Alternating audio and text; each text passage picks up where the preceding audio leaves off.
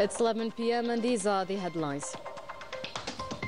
The Council of Ministers, chaired by the President of the Republic, approves laws for the education and health sectors and agrees to the proposal to upgrade 3 districts and a municipality to the status of administrative divisions managed by a delegated governor. The President of the Republic directs the government to advance the national energy system, highlighting the importance of investing in and exporting clean energy. The President of the Republic receives Cameroon's Minister of External Relations, Lujan Mbela.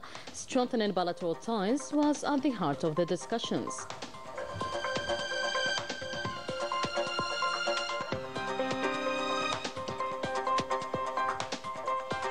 And in a joint operation, units of the PNA, security services and customs arrested 6 smugglers and seized a quantity of weapons and 2 vehicles northeast in Aminas in the 4th military region.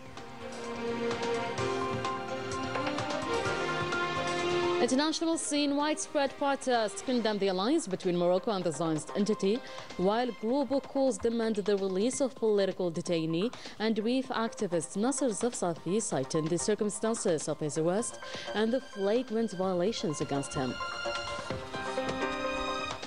Welcome back, everyone. The President of the Republic, Abdelmajid Tebboune, Supreme Commander of the Armed Forces, Minister of National Defense, chaired a cabinet meeting to address the draft law on the settlement of the 2022 budget, along with 2 draft laws related to the education and health sectors. The meeting tackles proposals including the creation of new administrative districts, in addition to partnerships under the hydrocarbons law. Rania Al-Bahri with the full statement.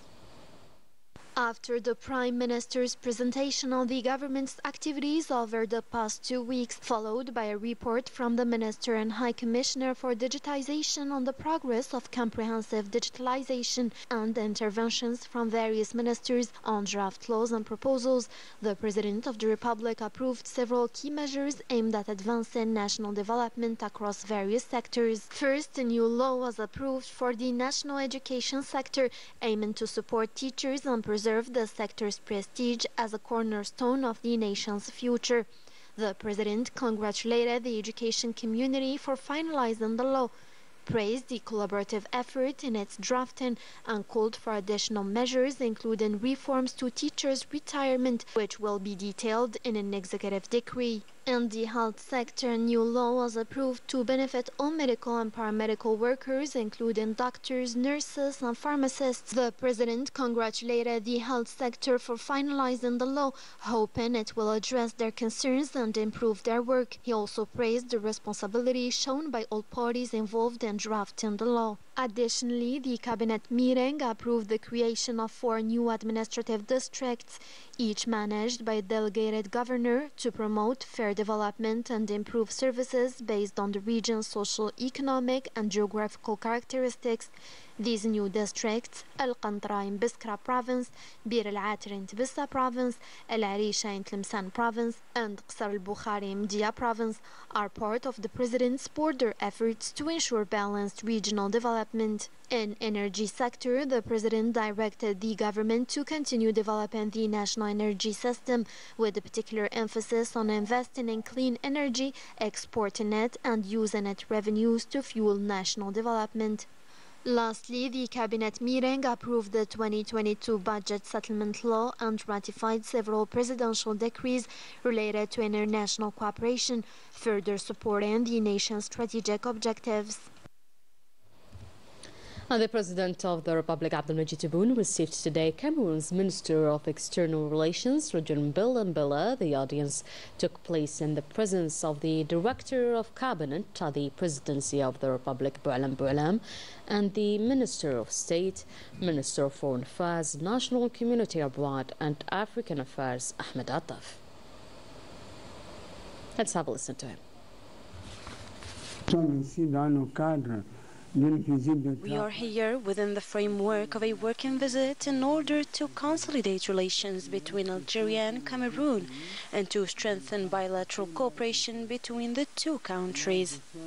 I just came out of a meeting with the President of the Algerian Republic, Abdelmajid Tebboune, and I consider this meeting an honor and appreciation for us.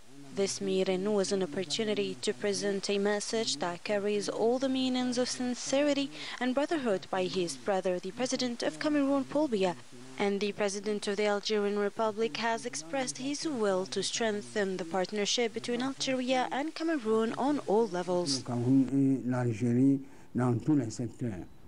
In a press release issued today, Sonatrach Group announced that it has started sending out invitations to candidates registered for the national recruitment competition scheduled for the end of December.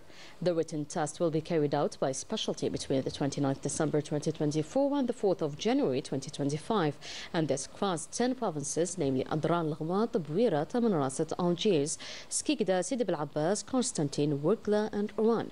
Sonatrach press release also stated that all candidates registered via the platform will receive their invitation, reiterating its commitment to ensuring the transparency of the test process in compliance with the highest standards of integrity and fairness among candidates. And this edition of the National Production Fair is marked by the participation of a large number of Algerian institutions specialized in the field of installation and manufacturing of agricultural equipment, an industrial activity which will increase production capabilities and support the national economy. The Algerian agricultural industry shines at the National Production Fair with the exhibition of high-quality local tractors and harvesters reflecting the country's growing capabilities in the agricultural sector. Each year we exhibit our products in the Agricultural Production Fair, displaying all the agricultural equipment made locally. Our product line includes a wide range of tractors available in various models with power capacities ranging from 26 to 240 horsepower. Manufactured at our unit in Batna province, these tractors boast a local integration rate exceeding 30%. The products exhibited here are 100% locally manufactured with integration rate between 80 to 100%. In alliance with the government strategies to strengthen the economy and support local industries, these companies' efforts are vital for enhancing Algeria's production capacities by modernizing and expanding agricultural equipment, aiming to boost productivity, ensure food security, and reduce reliance on imports.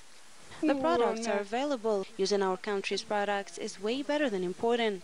In this fair, we brought equipment to meet the needs of the national market, especially which is improving fast in the southern provinces.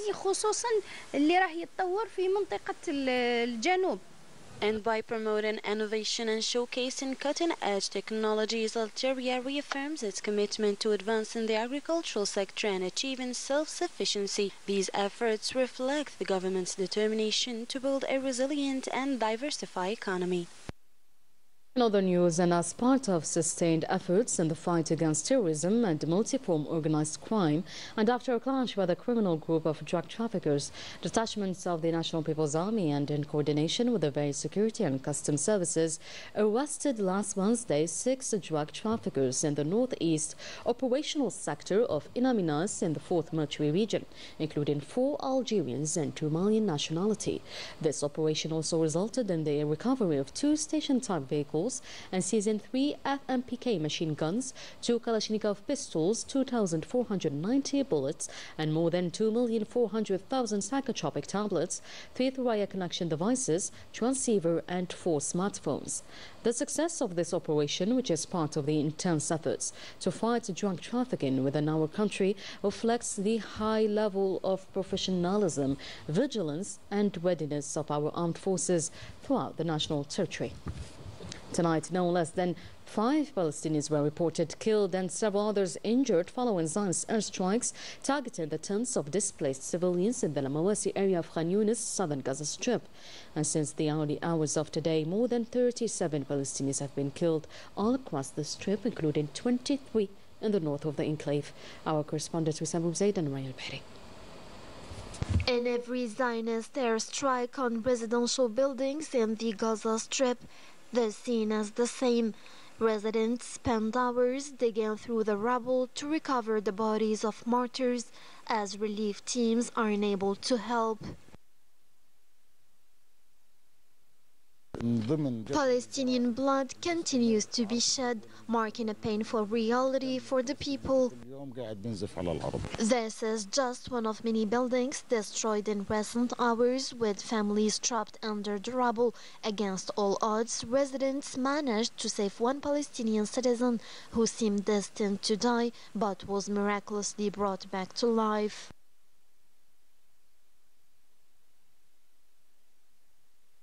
There are 12 martyrs, most of them children, some of them young girls, and the rest are all minors. In the past hours, other residential building places where people gathered and the school sheltering displaced families were also bombed. Canal Hospital in the north remains under siege, putting the lives of patients and the wounded at serious risk, despite efforts from Arab and international communities to stop the massacres in Gaza. The Zionist occupation forces continue their attacks, driven by political goals with no regard for the innocent lives lost. To Morocco now. Moroccan people took to the streets denouncing normalization and its consequences, while the Mahsen regime continues to suppress the voice of truth, silenced by policies of violence or repressive arrests. ناجح طير.